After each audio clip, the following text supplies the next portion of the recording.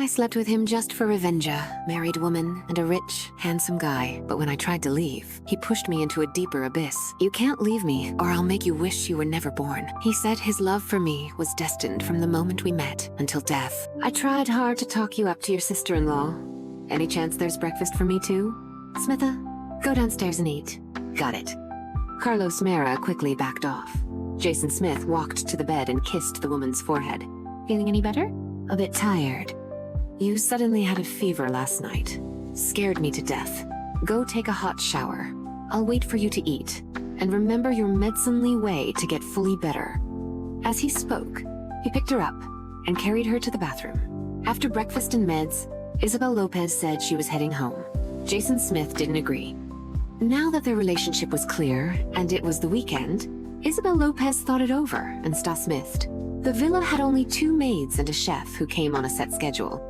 But since Jason Smith wanted a private weekend with her, he gave the maids and chef 2 days off. Still, he asked the older maid to bring some medicine over. After catching a cold, Isabel Lopez's hands and feet went numb. She needed some circulation-boosting ointment. But she didn't get it. What's this supposed to mean? Isn't she your maid? Smitha, my mom said I don't have to stay at home, but I need one of the family maids to take care of me.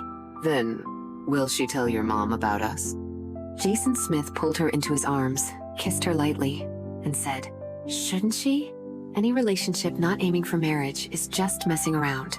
Are you just messing with me? No. She bit her lip and looked at him, thinking about what Latina had said. She had been divorced. That was the truth. The Smith family definitely wouldn't want their golden boy never even dated to marry a divorced woman. Don't worry. Leave everything to me.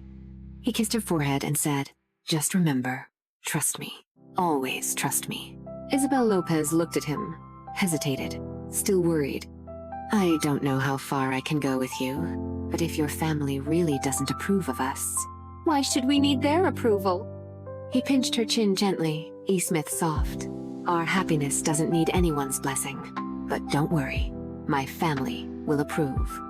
Because you're the one I've wanted all my life. My family loves me. You know how it goes, love me. Love my girl. Isabel Lopez lowered her E. Smiths.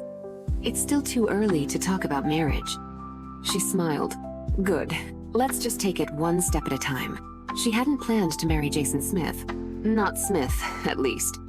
Until she was sure she loved him, she wouldn't take another step. The maid returned to the Smith house and immediately reported something shocking to Smith's mother. Ma'am, the young master has a woman living in the villa. Smith's mother was surprised. After all, her son had gone 30 Smith hours without ever being seen with a girl. What kind of woman? Smith's mother frowned. The word kept made her instinctively feel the woman was some sketchy type. Not sure. He brought her back last night. She's been staying these past 2 days, but I know her name Isabel Lopez. Smith's mother paused. Got it. I'll have someone look into her background. Isabel Lopez saw Smith 2 days at Jason Smith's villa. He used the chance to skip work and play king of the castle. Monday morning, he drove her to work. Isabel Lopez was an interior designer. She worked at the same firm as Ana Mera. Her marriage to Tony Camelan Latina's involvement had never been a secret at the company. Even her divorce last week everyone at the company knew. So, gossip was inevitable. Some mocked her, others felt a bit of sympathy. It's not easy being a woman. If the marriage sucks, leave it. At least Yimo had the guts to dump that trash ex and chase happiness again. Be honest, your marriage is happy? Are you really joyful? Would you have the courage to do what she did? Exactly. She dumped the loser, and the next thing you know, some tall, rich hottie rolls up in a Lambo to drop her off. Who says divorced women are leftovers nobody wants? Who knows if he's serious or just playing around? Rich guys don't fall easy. Isabel Lopez passed by, too lazy to keep listening, and headed straight for Ana Mera's office. I'm with Jason Smith now. She tossed her bag on the couch and announced with a grin. Ana Mera kept her head down, working on a design sketch.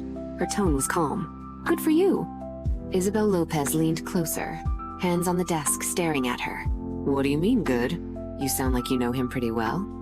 Ana Mera looked up, pushed Isabel Lopez's face away with one hand. Why would you say that? If you didn't know him, how could you leave your blackout drunk bestie in a bar? Ana Mera stared at her, speechless. Come on, Megan, spill it. What's your deal with Jason Smith? Seeing her act like a nosy little cat, Anamara smiled and said, "Fine, I'll admit it. I've known Jason Smith for Smithars. I know he's a dependable guy. But we don't have that kind of relationship. You've known him that long and nothing's happened? Spill it, did you two ever have a thing?" Anamara chuckled, pinched her cheek. "Isabel, do you know what you sound like right now?" "Oh? What do I sound like?" "Like a girl in the honeymoon phase, all clingy and paranoid." "Shh, I'm just curious. There's really nothing between us? Nothing to say? All right, I'll believe you. For now. But I'm still curious. I'll tell you someday." Anamara gave in. That's more like it. That night, after a shower, Isabel Lopez lay on the bed, scrolling on her phone. But she kept zoning out, thinking about what Anamara had said. Like a girl in love? She thought hard.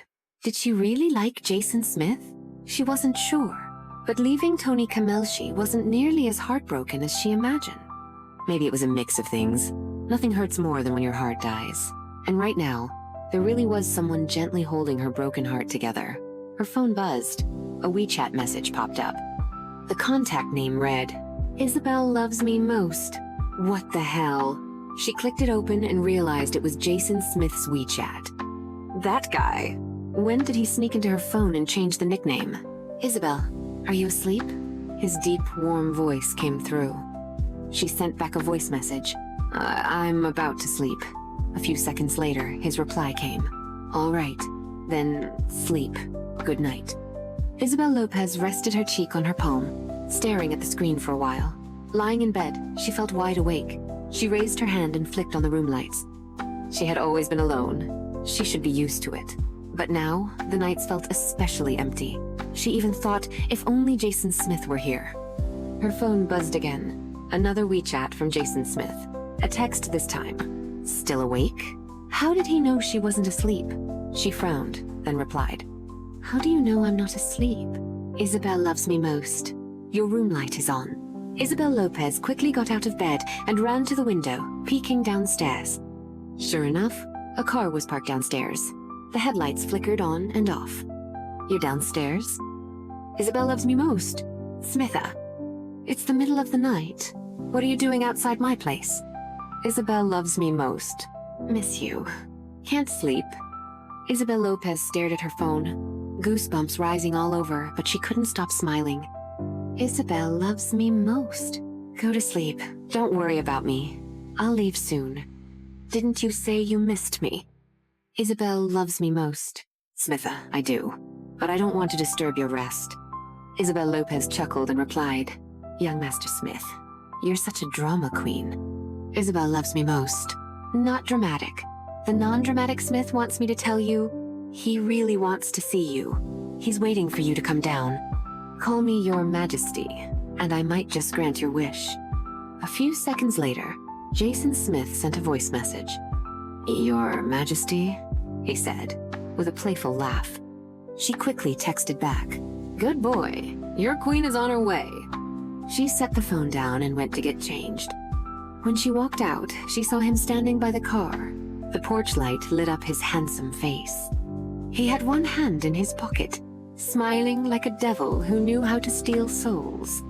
Seeing her approach, he strode forward and wrapped her in his arms. It had only been a dozen hours since they last met, but it felt like Smithers. Holding her close, he leaned down and kissed her. No extra words, just action. Isabel Lopez wrapped her arms tightly around his neck, responding to the kiss with equal passion. The lights cast their shadows onto the wall, two figures tangled into one. At the corner, a car with its lights off sat silently. Inside, a man quietly watched them kiss. A storm of feelings rose in his chest. In the glow, he saw her radiant smile. Once, that genuine, beautiful smile had belonged to him. Latina had said he was greedy, wanting it all.